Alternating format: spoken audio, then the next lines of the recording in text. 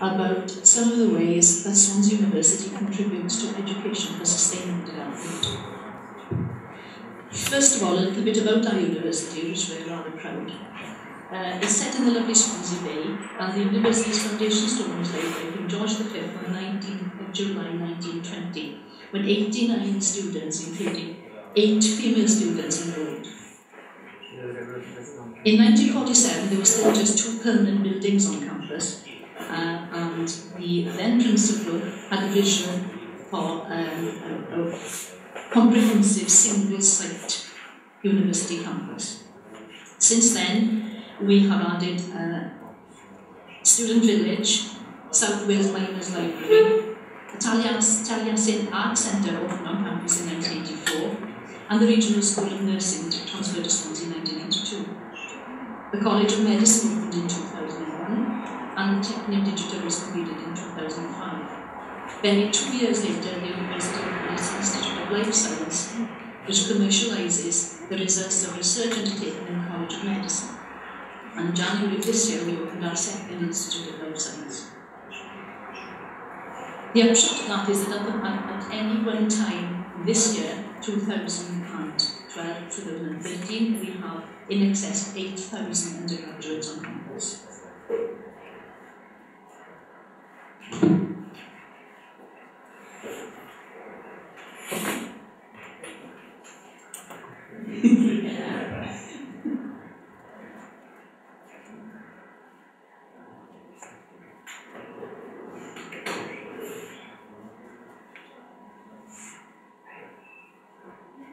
Technology happens and works.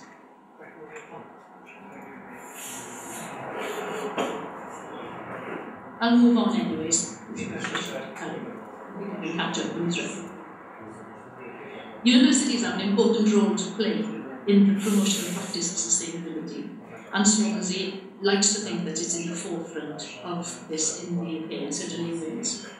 For example, our university was the first university to achieve fair trade status. Our campus catering division has a strong commitment to sustainability and has recently published its own sustainability catering policy. Other initiatives include the use of vegetable oil from campus is turned into biodiesel locally. We have sustainable procurement policies which we all have to follow.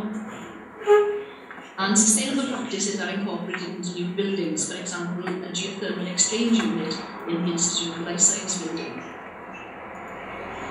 Swansea University Sustainability Forum enables staff and students with interest in sustainability to meet and discuss issues relating to the university's sustainable development policy. And this year we have gained the Eco Campus Silver Award, and we launched our own Green Impacts programme. Out of 12 teams of staff and students that competed in that competition this year, 7 achieved the Bronze Award, and 1 team's efforts was rewarded with a Company Gold Award. We'll obviously be hoping to build on that next year. Before I launch into this slide, can I first of all explain that rather appalling acronym at the top left-hand of the slide? I can see plenty of laughing. ESDGC. Wales and our Welsh Government decided that the acronym ESD, Education for Sustainable Development, wasn't enough, that it wanted to highlight the global citizenship element of sustainability, and so they came up with this: Education for Sustainable Development and Global Citizenship. And we're actually quite proud of the concept, just to try the acronym.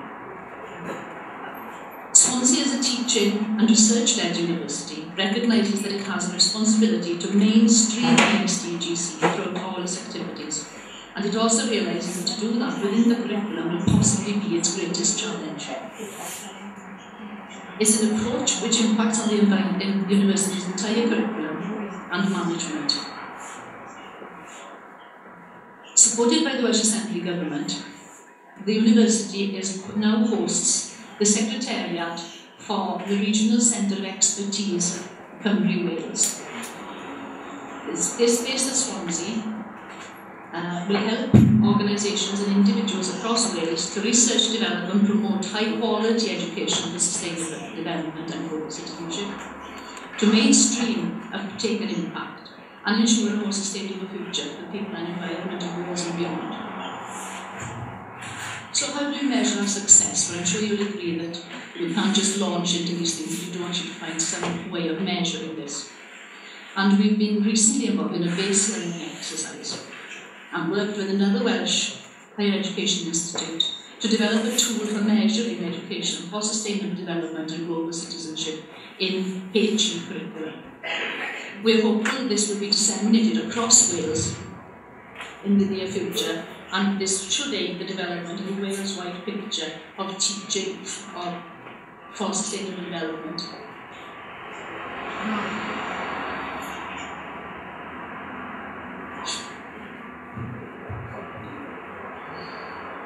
As well as research and teaching, obviously, like most universities, we have what we call our third mission. And this is illustrated clearest, I think, by looking at outside funded projects. I've listed some of our projects here. It would be absolutely impossible to list them all. The programme I work for is the WISE programme. It's the Welsh Institute for Sustainable Environment. We have an Institute of Environmental Sustainability for interdisciplinary research. We have an aquaculture programme in Swansea and a purpose-built centre for sustainable aquaculture research, which includes a seagoing vessel used in the bay. And there are, as I said, a number of other projects that we can talk about all day. I would like to go on, because we're here to talk about renewable energy. I thought I would just focus on two short case studies in particular. An interesting area of research to look at is algal biotechnology, and Swansea has a number of research projects looking at work in this area. Microalgae are a highly diverse group of photosynthetic microscopic organisms, and they play a key role as a food source, cycling nutrients in aquatic systems and balancing carbon dioxide between the oceans and the atmosphere. Microalgal biotechnology involves the commercial exploitation of these organisms into a range of value-added products, and we have cutting-edge projects researching this at Swansea. Microalgae are increasingly being recognised as sustainable feedstock for biofuel production, and this is because they have very, very high rates of production.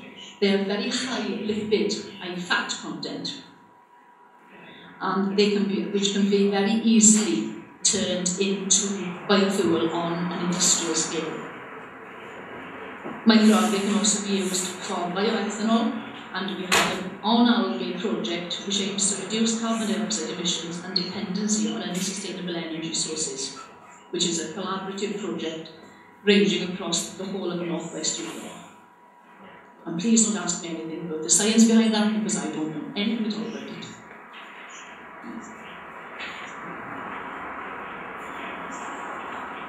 What I do know more about, actually, is the WISE project. This is the project I'm involved in. And WISE has been set up to assist companies in the convergence areas of West Wales, i.e. the areas that Wales's European funding has been directed at. And we will be helping small businesses in those areas to access specialist knowledge at the 3 universities listed here: Swansea University, Aberystwyth University, and Bangor University in the north, so that they can further develop the environmental goods and service sector in the country. The funding will also stimulate new joint ventures to develop novel technologies and products. My work is to help these businesses put the policies they need in place to develop these two cross-cutting themes of environmental sustainability and equality and diversity. Any businesses that access our services must also comply with this and begin to look at putting environmental management systems in place. Again, keeping with the theme of renewable energy, which is appropriate for today's talk, I'd like to tell you a little bit about this project that we're very early stages of getting involved in at the moment. A small company in southwest Wales, Black Mountain Wood Fuels, has a prototype kiln that can actually dry wood to less than, she says 5 to 10% moisture content here, but I've seen examples of 1% moisture content. We know from historic records, from dating back more than 1500 years, that humans in temperate climes have struggled to produce heat and warmth from wood. There are stories from 17th century Europe describing competitions funded by wealthy barons to invent wood stoves that were capable of providing heat and warmth without totally depleting a nation's forest or woodland resource. If we accept the fact that most of our native hardwood species will benefit from regular cutting, coppicing, and that plantations have been cleared of pine and regenerate naturally, we can begin to develop woodland management policies which create jobs and provide the right type and size of wood fuel needed to gain more heat. The product that this company would provide, if we can help him to industrialise it, would have higher energy output, would have much lower fuel contamination, would have lower energy transport costs. Seasoned wood at the moment is generally around 25% moisture content. And our role here will be to do some rigorous testing of the calorific values of his product and of the flue gas analysis to help him find funding to industrialise and move on this product, because at the moment he relies on the colour and scent of the flue gas to determine the end point, which is kind of I imagine can't be done industrially. Here are some examples of the other expertise that WISE can offer.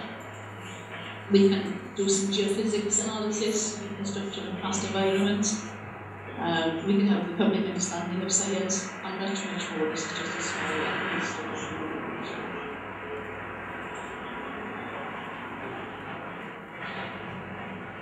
And finally, just a word about the regional centre of expertise.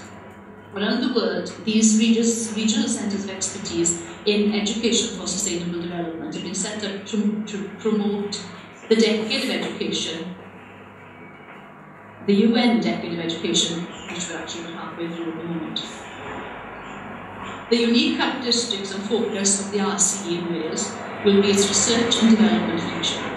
It will encourage support in whatever sector we operate and with whatever focus to raise the bar in terms of the quality and impact of our ESDGC provision. For example, to improve our practice, to improve quality in our work, to measure improvement in impacts and take part in and benefit from ESDGC research.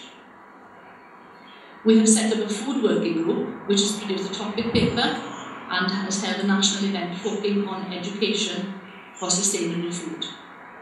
Myself, I began the process of setting up a renewable energy working group. We've met to discuss roles and direction and are working on a topic paper which will provide a snapshot of existing state of play and case studies of good practice across Wales.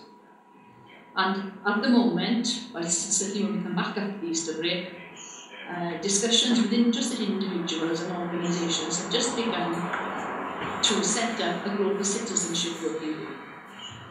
It's taken us 2 years to get to this point, which may seem like slow progress, but if you consider that the RCE receives no support other than that given in time by a dedicated group of people with understanding bosses, then you realise I think that we're doing quite well. So finally I'll leave you just with an aerial shot of our very lovely university on the main.